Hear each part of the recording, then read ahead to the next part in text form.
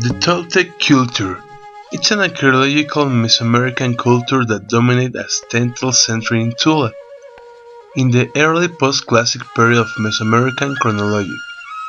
The later Aztec culture saw the Toltec as their intellectual and cultural predecessors, and described Toltec culture emanating from Tola, Nahuatl from Tula, as the epitome of civilization. Indeed, in the Nahuatl language, the word Toltecatl.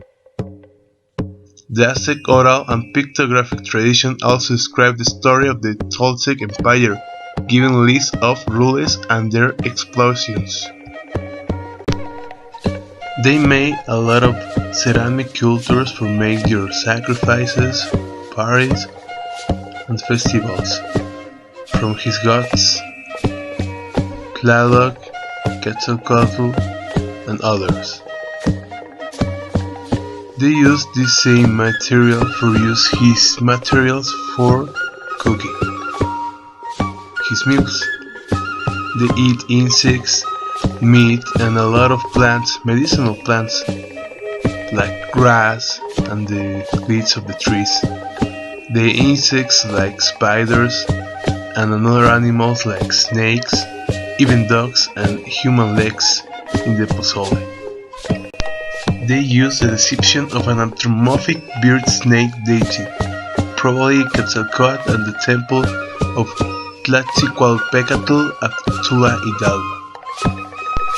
They have knowledge about the precious of the gold and other precious metals, so they use it in his rituals or for the high mans of the tribe.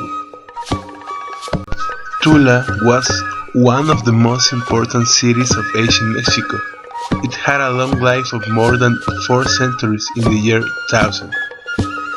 It was a metropolis with 10,000 inhabitants, spread out over an area of almost 16 kilometers.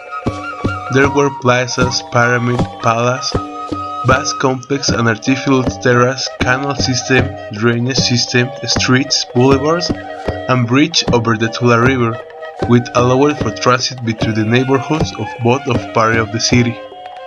The large main plaza with enormous platform stairways, altars, halls, palace, and ball courts was located in the highest point of the city.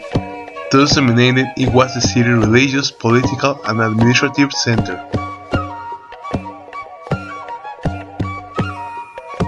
Its 2 massive pyramids, visible from almost any point of the city, were adorned with sculptures and countless pillar-cornered vast reliefs.